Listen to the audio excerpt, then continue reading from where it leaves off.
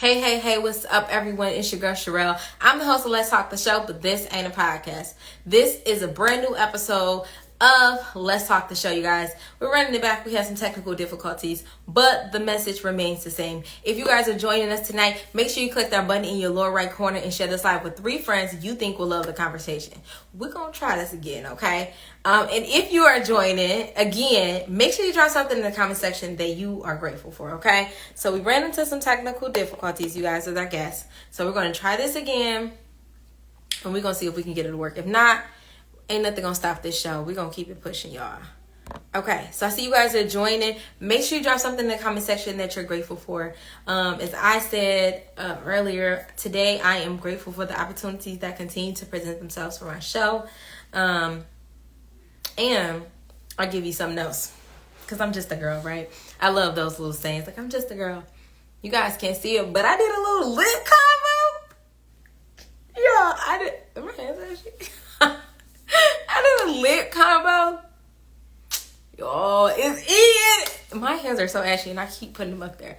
My lip combo is eating, and I'm proud of myself for just growing up and getting it, y'all. I'm just a girl. You'd have to understand. If you're a woman, you understand how it feels when you get your makeup starting to look how you want it to look. Grateful. But let's get into it, y'all. So let's see. Let's try this again. Hopefully it works.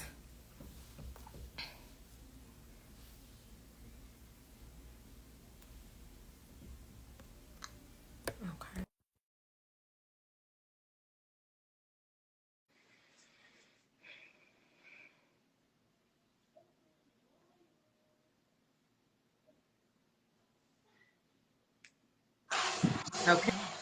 Hey, can you see me now? No. When you got on, I saw your face. I could tell you couldn't see me. Like, I could see your face that it didn't work. I can see your face. Okay. It's fine. As long as you can hear me and I can hear you and the audience has audio, that's fine. All right, that works for me. And they can see you, so I'm not sure what's going on. But we're gonna get right into it. So welcome, Raefi Ann. I'm so excited to have you. How are you today? Thank you. I'm doing well. That sounds good. Okay, so we have to I actually got a few questions I want to talk to you about too. Well, I'm going to ask you outside the interview, but the way we start off every show is that you have to get something that you're grateful for. It's important that we're not so stuck on the next thing, that we keep ourselves mindful of the things that we currently have and the blessings that we have. Attitude of gratitude. Amen. Amen. So you got to give the people something you're grateful for. One thing. Or however many you got. Whatever. We're going to hear whatever you got. I'm grateful for surviving. I survived what I'm about to share, and that's really the biggest part of who I am now. Being able to survive, being a survivor of what I went through. I'm grateful for that. A lot of people don't make it out to do this, to be on a platform, to share, to talk about what happened, how they did it. And it's a big deal for me. So I'm very much grateful for that. Absolutely. And I'm grateful you're here. I'm very grateful that you're here. You made a good point. I know we're this is jumping ahead in the grand scheme of things, but you did make it out. And I'm sure there are plenty of times, but at one point did you decide, though, I don't think I'm gonna come out of this? Like, I don't see the tunnel at the end of the light, or the light at the end of the tunnel? There were many days of that. Probably more days of disbelieving that I'm able to come out than the days where I feel hopeful. And a lot of it was not necessarily that there isn't hope or there wasn't hope for me to get out. It's just the place where my mind was telling me now that, you know what, that's it. There is no end with a tunnel. There is no light at any end of a tunnel.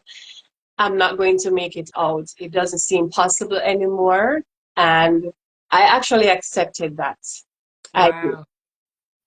Yeah, and I started playing the role of demonstrating my acceptance by wanting to take myself out. Even Wow. though, I'm still living, but because of my mental state and believing that there is no way out, I started practicing to prove that there Wow. really isn't any way out. So to make Wow. it out is a big deal. Yeah, absolutely. That's I didn't mean to get too deep, but you brought it right up, so I wanted to get into it. That is heavy. That's heavy. Let's talk about I know we still on this end. I hate to keep saying this, but we're gonna fast forward on this end. What makes right now the best time to talk about this? What has happened or changed in your life to say, I want to talk about this right now? Um, it's the right time. I wouldn't even I wouldn't put delay on it at all. For Mm, example, someone who maybe was in a car accident, the moment you realize that you are alive and not dead, as opposed to the possible fact that would have happened, the moment in that moment, that's the time to say, I made it out, I'm alive, I survived this. Even if you don't know what's coming next, even if you are not aware or you're not able to predict how long you will be alive for, yeah. now is the time. The same thing that the Bible says, now is the time to serve God. Now is the time to share, because someone who may be dying is depending on that now moment that you have to share the story. And maybe that may be their last moment to hear that there is still hope, Ooh, or it is possible for them to survive absolutely. something they have been through. Absolutely. So I I love that. it's a momentary thing.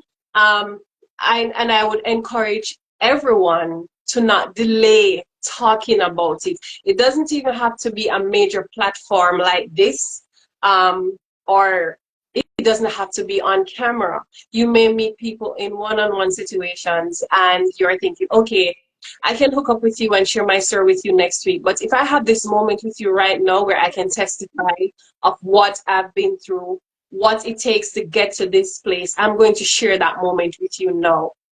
Ooh, Right? absolutely. No delay. Now is the time. It's always in the moment.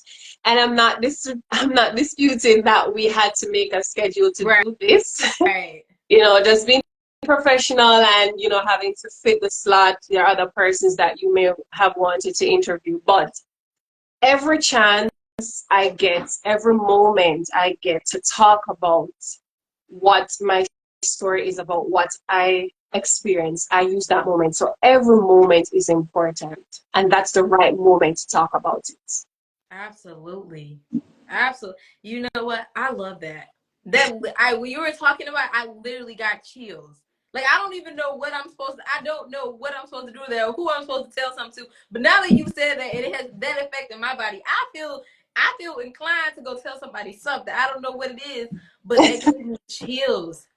That gave me Yeah, you never know. that. I think that is a very, very good point, because you see a lot of times we think that our regular lives and the regular things that we go through mean nothing to the next person, or there's no way that they can inspire them.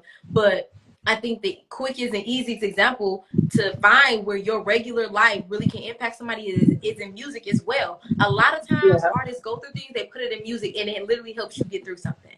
So if that is exactly. not a direct reason to say that, hey, something you're going through could literally inspire somebody and keep somebody on this side of the dirt, I don't know what is. That is, Exactly. y'all heard her.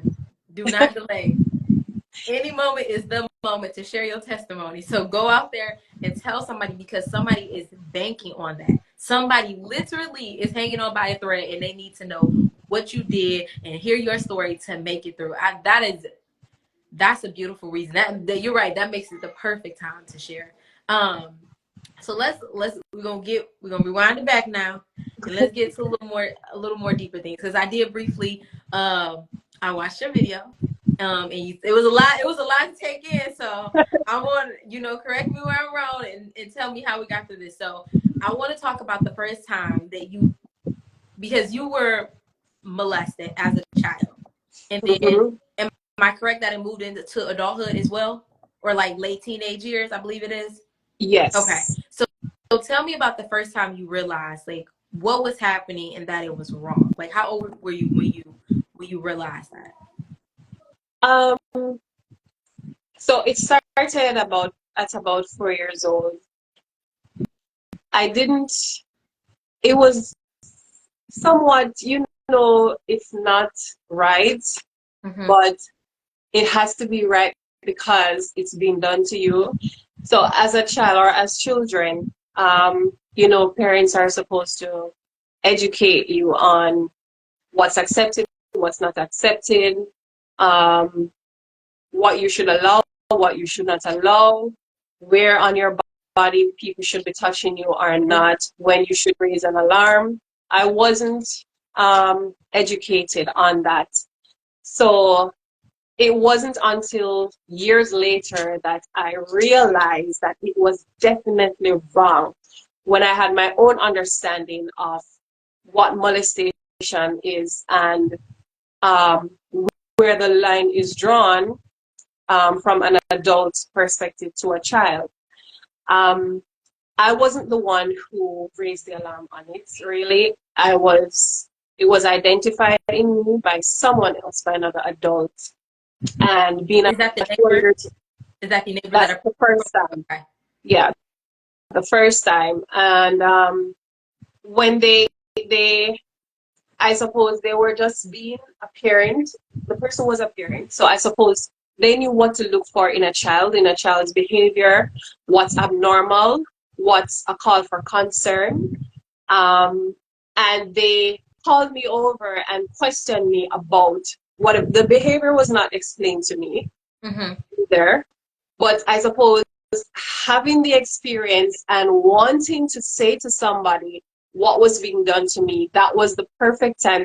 Again, the perfect timing. Yeah. That was the perfect time. I didn't plan it in my head when I would say, this man is touching me here or this happening to me. But in that moment when I was asked the question, is someone touching you? I found that to be the perfect moment to say yes. Yes, I was being molested. This person is doing this thing to my body. It happened at that time. It happened at that time. And that's how it came out. That's how my silence was broken in that moment. And that was one person. And as you mentioned earlier, it happened in my teenage years when I was 14 years old, to be exact. Um, by that time, I would have been educated. I'm still going to school, reading books, watching the news, listening to people talk. So I'm learning about these things and what I should do in the event that it happens again. So by the time I turned 14, I was able to identify easily that this is wrong. This is not supposed to be happening. But when it happened the second time, I never spoke about it. You mentioned, I never talked about it. and why was that? At this age, you're aware of what's going on. You know that is wrong. What was different this time that you decided I'm not going to speak up? So that's where the definition of trauma comes in. And I would want people to understand that trauma does not mean you have to talk or you will talk. Even if you are conscious of what's happening or you know the definition of what's happening and what you're supposed to do. The events that I experienced after the first time is what caused me to remain silent by the time I was 14. I didn't have the support of my parents. I didn't feel the love. I didn't get the nurturing that I needed. I wasn't. So when I say I learned what this thing is, it wasn't from my parents. It wasn't from my household. Wow. It was from other people, some strangers too. So I felt like by the time I turned 14, my mother had already turned against me. Um, she was not making me feel like I was actually the victim and not, the person who caused the thing to happen to me. So I figured if I remain silent, like if I should tell now, if I should talk about it now, what difference will it make in her believing me this time as opposed to the first time? Right? Right. Right. So that's what influenced the silence. When you tell someone that, hey, I bumped my head last week and it hurt so badly, and they would come and say, oh, I'm so sorry that happened to you, but are you sure you really bumped your head? Like, I'm not seeing a scar, I'm not seeing any physical scar. When at the time you could be having internal bleeding, you could be Exactly. getting closer to having an amnesia.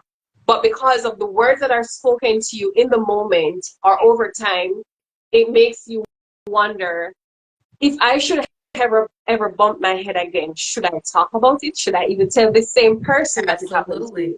Because what are the chances they're going to believe me the second time as opposed to the first time? And that's why I never spoke about it. And to be exact, I never spoke about that incident until I was about 34 years old or 32 years old. Wow. I was 14. By the way, I'm 36 now. So, Okay. So yeah. I'm sorry. I don't want to cut you off. Go ahead. No, I'm saying, so the silence was triggered by the original incident, the first incident, when my mother didn't believe me and she called me a liar. So I didn't bother to tell her about the second one. I want I want to ask a question, but first I want to say that I am so sorry that happened to you. I am so sorry that you experienced that. Under no circumstances should you have never been believed. It should not have gone unchecked. And I am so sorry that you had to go through that. And I want to say that, doing my show, I've heard these stories, similar stories like this before. And when I had my son, even when I first had my son, I made it a priority that if you ever came to me with something like that, I was going all out. I was going all out. We're not playing those type of games, because if it's not a situation where it's trauma passed down, a lot of times people don't believe kids. They just made it up. And I think that's the worst thing that you could do, because not only do you teach them to not trust themselves, you teach them to not trust you. Exactly. And now if they can't trust their parents, it's like, well, who do I go to? And it's a scary cycle. It just goes around and around and around. And I'm so sorry that happened to you. I really am. You mentioned the earliest memory you have of being molested at 4 years old. Were you living with your mom and your dad at that time? And I don't, if you're not comfortable calling out your abuser, then we don't have to go there. But I know that I've seen you also mention that this person, you would like to see justice being served, and you're not seeing that. So was this a family member that lived in the house with you at the time when you were younger, when you were first molested? Yes. I thought about this question earlier today. I remember when I first started sharing the story, I used to be so sensitive about it, about identifying who, but I realized that over time, as I share, I started identifying the person. And I'm thinking, should I, on this platform, should I mention it? But then I realized that when I didn't mention it, it was in my head that I'm protecting their identity, protecting them and their lives. But I'm not doing that anymore. So yes, I was living with my mother at the time and her boyfriend. So it was my mother's boyfriend who molested me the first time. The second time was What my Before we go further, was it a continuation? So were you molested at 4, 5, and 6, or like was it a one-time thing at 4? so it wasn't a one-time thing. It was more like a practice. So as often as you would expect him to get intimate with my mother, he was being intimate with me. So it would happen every time it was possible. I was pulled away from other kids when I get home from school, before I go to school, at night, mornings, weekends, you name it. So it was more for practice. They were doing it like I was the partner and not my mother. Your mom in this time, do you believe your mother knew what was going on, or what? How was that working? Now that I'm an adult and I understand what it's like being a parent.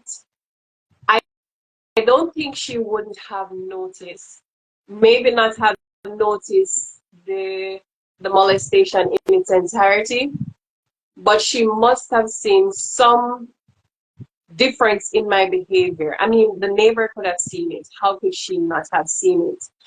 But at the time, I believe that she didn't know. I believe that she didn't see me.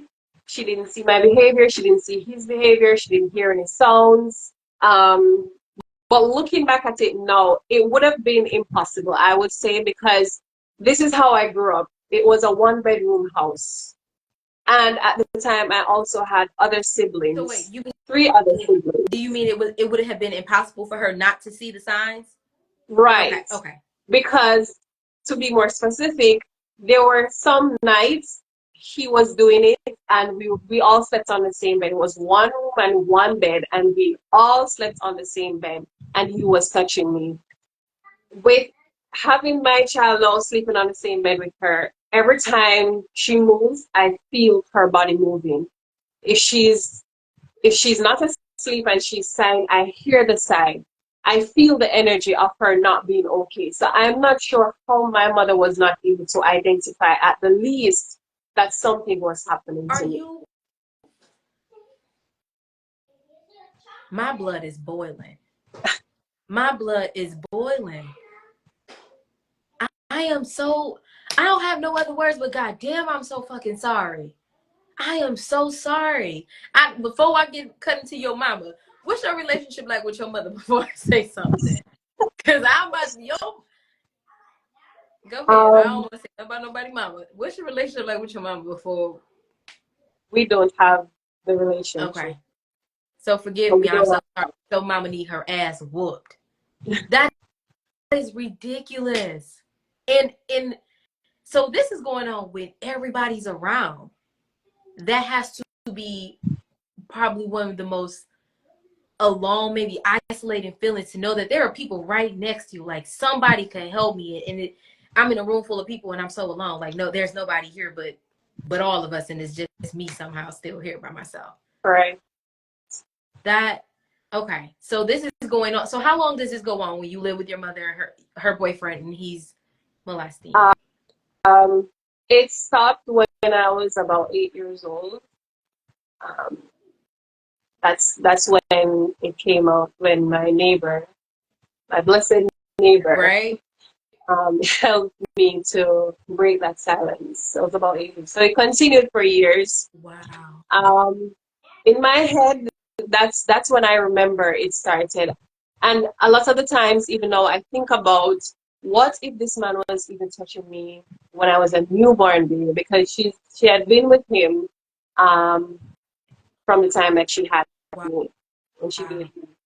So he was there when I was born. He was there when I was still breastfeeding, all of that. Wow. So I'm just wondering if he was actually doing it then, Right. or he had the intention, he was thinking about it. So by the time, I was a little bit older, he was able to demonstrate, you know, but yeah, it continued till I was about 8 years old. And at this time, did you notice, like, were any of your siblings acting weird or, acting a little distant? Did you believe he could be, potentially doing this to them as well? I didn't think about it. I think about it now. Because I don't put limits on people. No, I don't limit that. It is possible that he would have been doing the same thing to them, but they never said anything. As kids, they never shared any Right. moments. I didn't even know what to look for, so I couldn't even tell if their behavior was abnormal or anything like Yeah. that. But I don't know. I hope to God not. I hope he wasn't. Um, because it's still wrong. And even though, well, they were his biological children, I'm Wow. not his biological child. And then you wonder maybe he would not do that to his biological children, but then he would do. Because if you check the ratio across society, across the world, it's mostly the stepkids that get the abuse. But I would not want that to be happening to any child, whether Absolutely not. blood or, adopted, anything. But I don't know for sure. They never said anything. Even as adults now, they've never mentioned that. So I don't know. So at this time at 8, you don't know your biological father. Have you, or do you know your biological father? How does that come into play? Sadly, I do, but he's never really been in the picture, which is how my mother got hooked up with this man. Because when she found out that she was pregnant with me, he went south. So this man basically raised me. My father was absent for most of my life. As a child, he's completely absent now. I don't even know where he is or if he's still alive. Wow. So it was in his absence that this man was able to dominate the role that he was supposed to be playing, and he played additional roles that he's not supposed to play. So my father, I do know my father, but I don't know anything about him right now. Okay. I'm sorry. It's okay. It's just like everybody that should have been protecting you was literally just failing, just dropping the ball. And I can't help but to think that your mom intentionally dropped that ball. Like just blatantly was like, I'm gonna turn the cheek and I'm not going to but you know, what do you know if your mom has any history of sexual assault? Because I can't imagine that, a mother would just, I would have to think that maybe there's some trauma there with her as well as to why she may have been so fearful or just, so blissfully ignorant, ignoring what was going on with you. Do you know if your mother has trauma in regards to sexual assault? I'm glad you asked that question because it's it's with my mental maturity that I was able to look into that. Yeah. Um, so now that I'm older and I am more knowledgeable of how these things work, I realized that, there could have been a possibility that she knew, but then because of her own trauma, Absolutely. she was unable to make the effort to ask the right questions, ask somebody to ask the questions for her. So in my older years, she told me that she also was molested. But What? then I'm thinking to myself, and again, we ask questions based on our experience. We view situations based on our Absolutely. experiences, other people's experiences, and the knowledge that we gain over time. And I'm still wondering though, even though you had that experience, you were molested, does any part of it allow you or allowed you to want to protect your child even more? Does any part of it would allow you to um, seek help? Like, even if you didn't know how to approach me as your child, would you want to ask somebody to help you to get there? Absolutely. You understand? So it's one thing to have trauma. And again, a lot of people need to be educated on what trauma is and how trauma works. Absolutely. Trauma, yes, can prevent you from speaking about yourself, your own trauma. It can cause you to be silenced, but it can also make you become aware. It also pushes you to make real efforts to Absolutely. help somebody in this scenario, to help your child to Absolutely. either prevent it or stop it from continuing.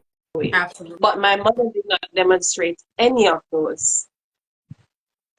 And even when she told me that she was molested, I think that made me more angry because I'm saying the fact Mm-hmm. that you have this experience, the fact that you know what it's like, you Exactly. see what it's doing to you now, even as an adult, as a parent. Absolutely. Why would you be so oblivious about it? Why would you act blind to your own child? Wouldn't you want to do whatever you can to protect your child and to prevent it? Or if after it happens, wouldn't you want to be that support for your child to ensure that your child does not end up the same way that your mother allowed you to be, even as an adult? Absolutely. Absolutely. So I agree 100. I think it made me more angry. I mean, I understood Yeah. when she told me, I understand where she was coming from, but it made me somewhat angry that the fact that you know what this is, you are aware, you should have acted differently and you didn't. Yep. And I think that's rightfully so.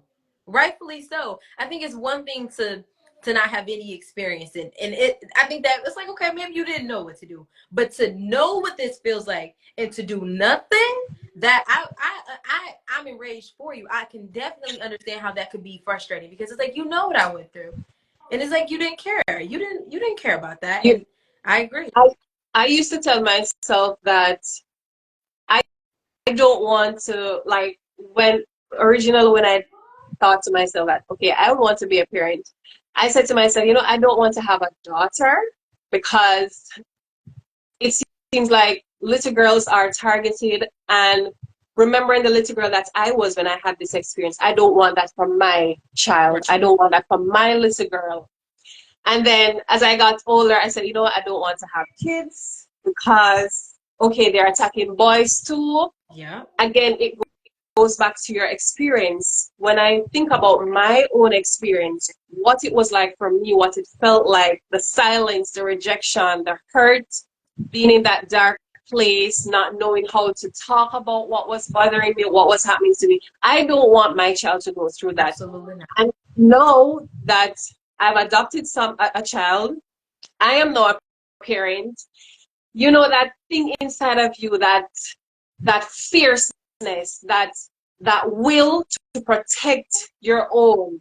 It's so much in me. And again, it's one thing to have the experience, but another thing when you demonstrate what you know, what you learn from that experience. Absolutely. I don't want that to happen to my child. And my child should come to me and say, Mom, this person made me feel uncomfortable. Absolutely. I want to dissolve myself because I know what it's like, and I don't want that for my child. So I do everything the opposite of what my mother did. I do that with my child. I talk with her. I give her a space to feel safe, to be open about anything that's happening to her. Anybody touching you, anybody using words, offensive words to you, making you feel uncomfortable, Absolutely. tell me. You can come to me. Even if you're lying, I'm going to believe you. Just tell me what happened. Yep. You understand? Absolutely. Absolutely. Absolutely. Absolutely. I'm glad that you said, are they saying any words? Because oftentimes there's not a lot of actions when they're so young. It's a kind of a grooming process. So you got to start at, they ask funny questions to see, just kind of gauge a kid to see what they can get away with. Right. So I'm glad that you said that. And I want to tell you, mama to mama, you are doing a damn good job. You are doing a damn good job, because that right there is laying the foundation to get a kid to build up a child that's going to be able to speak up for themselves, that's going to be able to trust themselves when something happens, that's going to be able to say, I can trust my mom, and I can tell my mama, and I know my mama got my back, because that is a feeling like no other. And not having it is a feeling like no other. So I applaud you, because only you and God know how hard it was to get to this damn day. To get to this spot, to be able to say that, to go from I don't want no kids because I know what I've been through, to get to a point to say, you know what, I think I can do this. And I'm going to do it better than what it was done to me. I applaud you 365, 24/7 for that. I applaud you, and you are so much more than a survivor. So much more than a survivor. I don't even know you like that. I want to tell you I'm so fucking proud of you. I am so proud of you. I am so proud of you, and I am so grateful that you're here and that you didn't give up and that you saw a little bit of a light at the end of that tunnel. I am so proud of you, and I'm so grateful for Thank you to you. be here. You are so, you don't have to thank me. I'm thankful you here. I'm so thankful you're here. Okay. I love that. And I want to let you know I feel the same way about my son. I don't care. As long as you tell me the truth, I got your back. I don't care what it is. You tell me, and I'm gonna go to war until the end of the war about it, baby. Tell me what it is, because once you tell me the truth, I can do whatever I got to do to protect you. I tell my son all the time, "Who's touching you?" Because a lot of times you're right. They think it's just girls, but it's also boys too. And because boys are so shamed, they keep it real quiet. It's real quiet.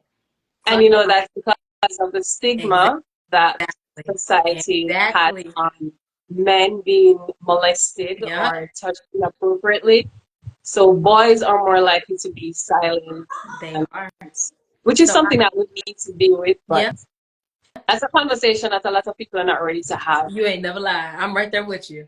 I'm right there with you. So we're gonna speed it up. Let's get into, because we know you went through a phase of promiscuity due to Mm-hmm. all the trauma and the things that you've experienced. but you eventually mature and you get into this beautiful woman. You get to build a strong relationship with God. And can you tell me about, how you got to that point and who kind of helped you get to that point with God? Or who kind of helped introduce you to God, or how that came about? So, well, let me just say, proudly, it wasn't any of the friends that I had or the family members who were supposedly supporting me. Mm-hmm. In fact, after I got saved, I only had one friend Wow. left. God bless her heart. Shout out to the So the promiscuity lasted for a very long time before I was able to identify what promiscuity is. And like you said, it's due to the trauma, absolutely. being exposed to sex at an early age. Um, Let me just tell you, after the molestation, my mother started rejecting me. So our relationship kind of gotten um, downhill at that time. So she started treating me bad over the years, and we drifted. We were always playing tag. So I never grew up with that love that I needed as a girl or as a woman, as a child. I never had that. So that's what pushed me into seeking the love and the care and the nurturing. And unfortunately, I was led to search for that in men. And the more I searched, the more I wanted love, because even if you met someone, they were not able to give you what you're looking for. They Yeah. were not able to fill that gap. Yeah. They only made the gap bigger, right? So that followed me, which also led me into depression a lot. um and even though I was being promiscuous, even though I wasn't able to settle in a relationship, I wasn't able to love myself the way I should, I wasn't able to teach people how to love me either. There was somewhere inside of my brain telling me that, Raefi Ann, you know this is not what you want for yourself. And I'm saying, yes, this is not what I want for myself. I want better. I look at other people's relationships, other young adults, other women, and I say, I want to be that. I want that for myself. But how do I actually get to that? What do I need to do? What steps do I need to take? What do I need to drop off? What do I need to break out of? How do I get to that point? But as a lot of people may not know, it's more difficult to change from a practice, even though you know that you want it. It's more difficult to stop doing what you're doing to get to the other side. Absolutely. And that's why it lasted for so long. And then having trust issues, because there are people that you can talk to, there are communities that are created for spaces that are available for these type of situations. But when you don't have that background, that foundation that taught you how to speak up about things, that taught you how to trust people, that you can easily step to someone or a facility to get the help that you need, it makes it difficult. And that's why it's lasted so long for me. But the only thing that was able to get me out of that lifestyle was the presence of God. Absolutely. And I got saved when I was 15 years old. Um, which was, I would say now, it was the beginning of who I am now. Absolutely. Okay. One moment. Let me grab a charger really quick because my phone is going to die. One moment. Okay.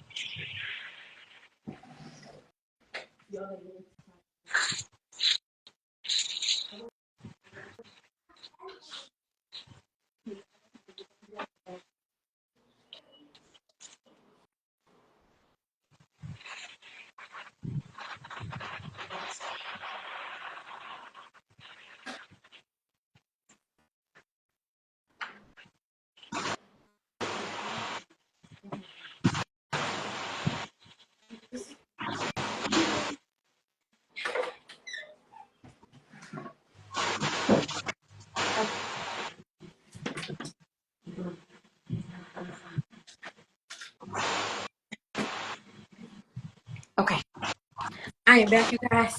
Thank you for your patience. Give me 1 second. I promise I am not this unprofessional, you guys. My phone was actually fully charged because, guys, give me 1 second. Okay. Okay. So you found the love of God. You've gone through this phase of promiscuity. You get to God. Let's talk about at what point in your relationship with God did you decide, you know what?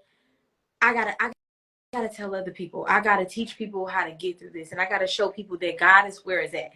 Getting to God and getting that relationship with Him is gonna get you through some things. At what point did you decide in your journey that was what you needed to do? So when I got saved, it wasn't my decision to start telling people about my story or how they can navigate themselves through these type of situations, these type of traumas. Um, I got saved out of desperation. Desperation to feel better about myself and to be able to deal with all the things that I was dealing with at the time over the years. Um, when I got saved, the Lord told me that He's gonna adopt me now. So the spirit of rejection will no longer rule my life. It will no longer dominate. Now He's adopting me, and it's going to be completely different. So He told me that He's going to show me the purpose that He has for my life and the way that He wants me to go. It's no longer going to be about what I think or what I was taught or what I experienced or what other people are expecting of me. It's going to be His way completely. And in Him initiating that in my life, I allow it to be established. It was a challenge. It's still a challenge. It's a Absolutely. challenge to, I mean, I still think about the traumas. I still have memories, flashbacks of men that I slept with, being physically abused by my mother. I still think about those things, but the difference is now, as when you come into Christ, you are a new creature. And the things that would negatively affect you then no longer has that effect on you now. And mind you, it does not happen immediately. Nope. Let me just say that, because a lot of people want to put a watch or a clock on your healing and your journey, but it does not happen immediately. But the difference is when God is in it, when your life is being led by God, the Talk to difference him. is that you are learning step by step, day by day. You're learning how to love yourself. You're learning what your purpose is. You're learning how to navigate through life and the things that are coming at you. So He told me the life that He wants me to live now, which is why you are even able to talk to me. Why you're even able to talk to me now. Why I'm able to share my story. Why I'm able to write a book. Absolutely. Right? So He told me this is the way now, Raefi Ann. So I'm gonna clean you up. I'm going to clean up your life. The men that you've been with, don't worry about them. They're gonna have to see you on the street and wish you well. They're not gonna be able to disgrace you. They won't be able to speak negatively about you publicly. They will have to do that in silence. And that's exactly what is happening. I'm now navigating myself to the purpose that God has for me. And I think one of the major things about this purpose is being able to testify to other women, being able to manage trauma, still learning about it. There's a lot to learn. It's a very big topic. Yeah. Being able to mentor women who have experienced the same things and similar, which it has always been a passion for me to mentor women, but I never knew that it was a calling. So when I got saved, all of these things are rushing, flooding me, God telling me that, hey, this is the path that I'm taking you on. And it's okay to have memories. It's okay to have people coming up and reminding you of the things that you have been through. Some people still have not seen me yet in person. Some of the men that I've been with, some of them I don't remember them. I don't remember their names, and but the difference is that even if we should have an encounter, the interaction will not be the same, because who I am now, the woman that I have become, the woman that I am becoming, will give a different approach. It will not be easy to even access me. Talk to him. Understand? They don't have the same level of access to me. They don't have, a matter of fact, if they want to get access to me, they're gonna have to go through my assistant. Amen. Right? Amen. That's what God does with his children. That's what God does for people with trauma.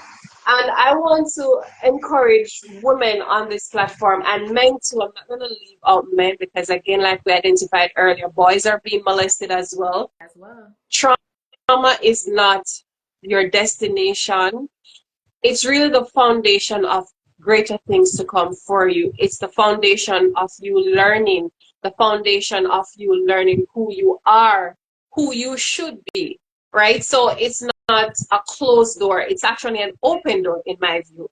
And it's because of my traumas why I'm able to speak the way I speak tonight, why I'm able to look the way I look, why I'm able to do the things that I'm now doing as a woman, as a person, right? So since I got saved, it's been not easy, but better. It has been better for me. And I want to encourage people, don't rely on your own strength. Don't rely on the people around you. Yes, you may have support from people, but that may be limited, because people come and people go. But the presence of God, the Spirit of God will never leave you. He will never leave you. And it doesn't matter how many years you have been suffering, it doesn't matter how many years you are going around having sex with other women's husband, other women's boyfriend, thief, police, soldier. It doesn't matter who you have been with. It doesn't matter how many times you were molested or raped. It doesn't matter how often you were drinking, you were an alcoholic, maybe you took drugs. It does not matter. It does not determine the length of how far you can go in this life and the things that you're able to achieve as a person, because what God says about you is what really matters. And what God says about you, who God says that you are, is really who you are, even if you're not seeing it yet. A word. A whole word. A whole word. You couldn't be more right. You couldn't be more right. And I'm that's the best thing about my life right now is being a woman of God. And I'm not limiting anyone to my faith or my belief, because what will work for you, what works for me may not work for you. But what I can tell you, and let's not forget that it's not everything that we experience deserves or requires a spiritual band-aid. There are some things that it's not for you to go into prayer about. It's for you to deal with as a human being. And so I still encourage therapy for people, for women, the women that I mentor. I encourage them, if you want to stop talking to me, you want to go get a professional counselor. If you want to have two of the same, it's fine. Absolutely. If you get saved, if you become a Christian and that's the faith that you're living by now, it's okay. But there are natural things that are happening to you when you are unable to go through the entire day without having sex. That's a physical thing, and that's something that a spiritual band-aid is not going to heal. It's not going to be able to cover. So you have to approach these factors about yourself just as they are. Identify it and accept that, hey, I'm an alcoholic. Hey, I'm promiscuous. I take drugs. I practice self-harm because I want to feel a different kind of pain. I'm already having mental pain, but I want to feel something on my skin. Those are natural things that people need to stop hiding and believing that because you're a Christian, or if you want to become a Christian, you can become a Christian and then it's going to be okay and it's going to go away. No, we have to deal with these things just as they are. Absolutely. Absolutely. Absolutely, 100%. God clearly states, do not lean on your own understanding. Rely on him. And as the God that he is, he has given you resources to deal with the things that you can deal in your daily life, like therapists, like counselors, like eating healthy, like doctors. Those are also resources that God has set aside to help you with the Yep. things that are not necessarily, like you said, needing a spiritual band-aid. Sometimes you need to go to the doctor. You might need to see a Yes. therapist. You might need to start eating right.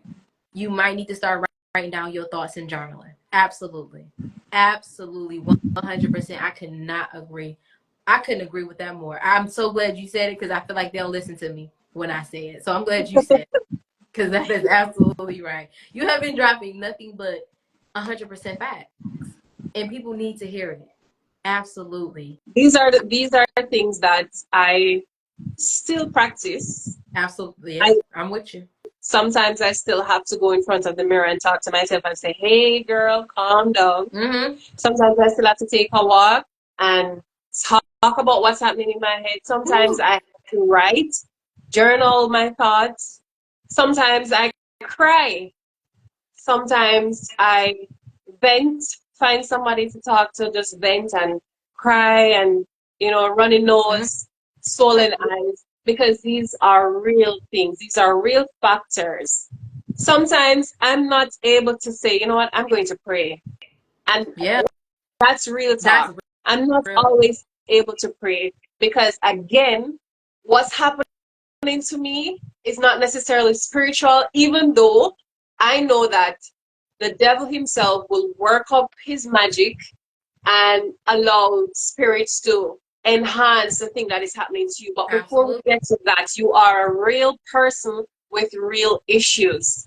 And Ooh. you have to use real solutions to deal with those issues. Get that right. Real solutions for real issues, real practices for real issues. Those are things that I still have to practice even now. As powerful as I sound or look or as I am, I still have to practice those things. Sometimes I still have to reach out to my therapist and say, "Hey, I want to have a conversation because this is happening." Uh-huh. A 911 session. I need it tomorrow. Absolutely. Yeah. Absolutely. Absolutely. This is such a warm episode. Like this is so good for the heart. And I am so glad you're here. I really don't have many other words, and that's really rare for me to run out of words because girl, I love talking, okay? It is in my spirit. I don't have nothing else to say, but I am so glad you're here. I am so glad you didn't give up. And I know that somebody in the audience right now is so glad you're here. And they're so glad you didn't give up. They are so glad because I know I ain't the only one. I know I ain't the only one. I'm Yeah. so We glad. have um I told you earlier that trauma is not so much talked about.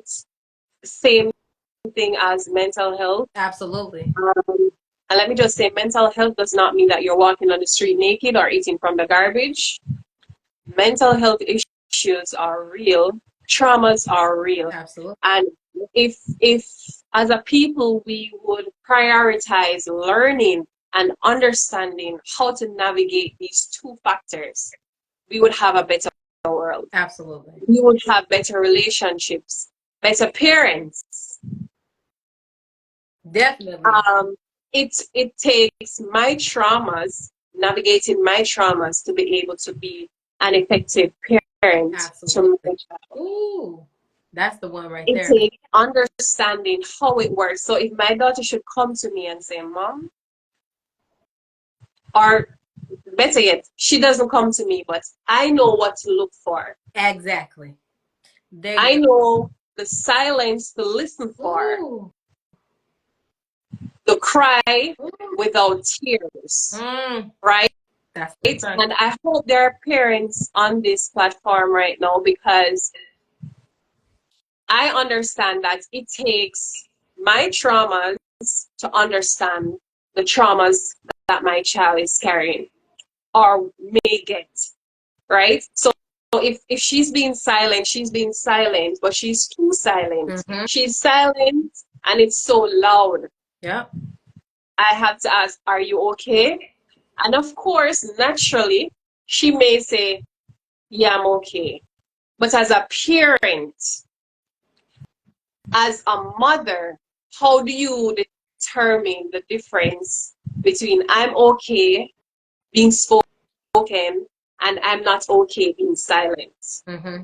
And I wish my mother had that skill or developed that skill or practiced that with me, because a lot of the things that I went through I probably wouldn't have, but because she didn't take the time to understand me as a child or to learn how to be a better parent, right? So I believe that parents should really prioritize learning trauma, learning how trauma works. Trauma will have you lying on yourself, Yep. saying that you're okay and you know you're not okay. No, you're not. Trauma Absolutely. will make you not Absolutely. trust people. Like nobody. Trauma will speak for you. Trauma will do an interview for you and you're absent the entire time until the interview ends and you go home back in your safe space and you're crying and you're angry and you're saying, I was so stupid. Why did I say that? Why did I do that? Yep. Why didn't I say it? I didn't want it to go this way. I didn't want to go that way. That's how trauma works. And there are a lot of people in our society, and I'm not just talking people that society would say are regular people, like you and I, Mm-hmm. people that we rate Yep. highly, you Yep. know, people Absolutely. on even bigger platforms, they have traumas too, and they themselves may not even know it. And they are also parents, and they may be struggling as parents too, because they cannot understand, why can't I reach my child? Why can't my child come to me and talk about the things Absolutely. that is bothering him or her? Why can't my child share? Why didn't my child tell me about that? Why did I hear from someone else? Absolutely. These are real factors that are being overlooked in our society, and parents are to be held responsible, because even if you were not raised to know these things, like you said earlier, we have spaces that are created for people to learn about these things. Absolutely. Absolutely. And as a parent, I will hold myself accountable.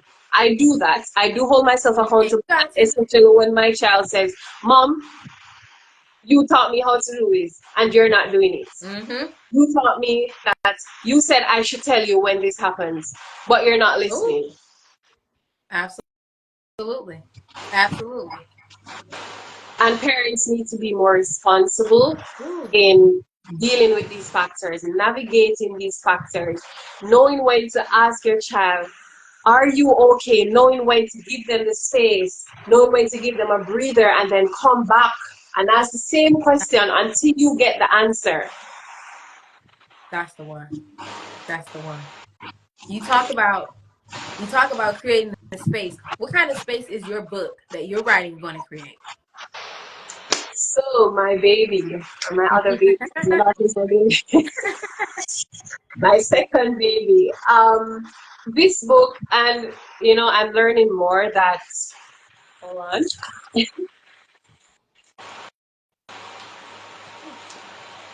This book is teaching me more about parenting. I didn't plan to talk about parenting. Let me just say that it's something that is manifesting right now. The book is creating a space for people to understand that silence does not help. Silence is like a person, same as trauma, which the two are rolling in the same boat. It's creating a space for women and men to see and understand that you can go through something, but you don't have to remain in something. Ooh. And that's You ooh. can you can have a bad day, but a bad day does not have to be bad days. And it's also creating a space for people to learn triggers, understand triggers. Um, we touch parenting, understanding what parenting is, how effective parenting should be, Yeah. and the results of not having effective parenting, Ooh. which is a lot of what I experienced, right? Right. Defective parenting can lead to trauma. And trauma then leads to promiscuity and alcoholism and self-harm, etc. The whole work. Absolutely. Absolutely. So that's in when I was writing the book, I realized that it's not just talking about my childhood experience of being molested. It's not just talking about me having multiple sex partners. It's also creating a space to teach people of how these things work and what we can Ooh. do to eliminate them or to stop them in the tracks, to Absolutely. prevent them from growing and going further in our lives or someone else's life. I love that. It's Okay. really to bring awareness, and the culture that is identified in the book is something that I'm working on changing as much as I can, even in one person. It's a culture of silence, a culture of rejection, a culture of belittling someone, even if they're not your child, even if they're not your relative. That's a culture, and it's in our society. You have a friend who thinks that they are better than you because they went to college and you didn't, or they have 10 handbags Yeah. that they could buy for themselves, but you're not able to do that, so you have to hold up your one on your Yeah. shoulder. And that crushes your self-esteem. That's a culture that we have in our society that a lot of people, again, do not talk about. So in this book, you're gonna see a lot of these things popping up Absolutely. I love because it. I want to bring awareness to people to change this culture, change the culture of how you love yourself, change the culture of believing that you have to live by the rules of society, of being a person, that you are not a woman until you have had sex, that you are not a person until you have engaged in a circle that determines your lifestyle. No, that's Absolutely. not the culture that we should be grabbing. So it's culture based on all of these factors that I mentioned, and it's a space to just remind people that it's okay to go through something, because after you've gone through it, you can come out on the other side. Absolutely. I couldn't agree more. Can you tell? Okay, so I know that you're still work. Are you still working on the book, or is it available for pre-order now? Soon. Okay. So I let me just tell you, I shared it on a platform recently that I thought I wrote the book and I Mhm. said, yes, the book is ready. I can start publishing and promoting and all those things. And the Lord spoke to me and said, is your book really finished? Because it really wasn't. So I was planning to launch the book on my last birthday in April of this year, but I was unable to do so. And I believe the sole reason for not being able to launch the book at that time was because I was hiding myself in the book. I Ooh. still had things that I did not write about that needed to be said. And Wow. again, I want to encourage everybody, do not be ashamed of your experiences. Do not be ashamed to talk about what happened to you. You give your trauma life when you remain silent about the things that are hurting you. So I didn't want to talk about everything, and then I had to go back. So I had to reopen the book and fill in the blanks of some of the things that I didn't talk about. So um, it's gonna be available for pre-order pretty soon. To be honest with you, I don't want to give you the definite time or the date because I don't want to mislead. But just know that it's gonna be ready before the end of the year. Okay, we'll Right? take that then. We can take that. Now, I got a quick question. Will we be able to get this on Amazon, or like where will we be able to order this? So yes, it's going to be available on Amazon. Pre-order on Amazon. The book is going to be sold on Amazon. It's going to be worldwide, and I'm declaring that As you it's should. not just And it limited. is. It's not being limited to Jamaica only. So everybody, everywhere will be able to get this book. I'm going to go hard on it, as many stores and platforms as As you possible, should. and that's going to be shared as well. everywhere that is going to be sold is going to be shared with you guys. So you'll be able to make your purchases so that you can read. I love that. Okay, so now you got to tell the people, we're going to go out the same way we came in. You got to tell the people where to find you on social media. Okay, so on Instagram, it's Nurse Nads. That's NURSENADZ. By the way, I got that name because I wanted to become a nurse. Nurse Nads on Instagram. On TikTok, it's No Weapon 488. No Weapon 488. Or I Am Not My Mother's Child, which is also the title of the book. It is. Right? My email address is Raymel.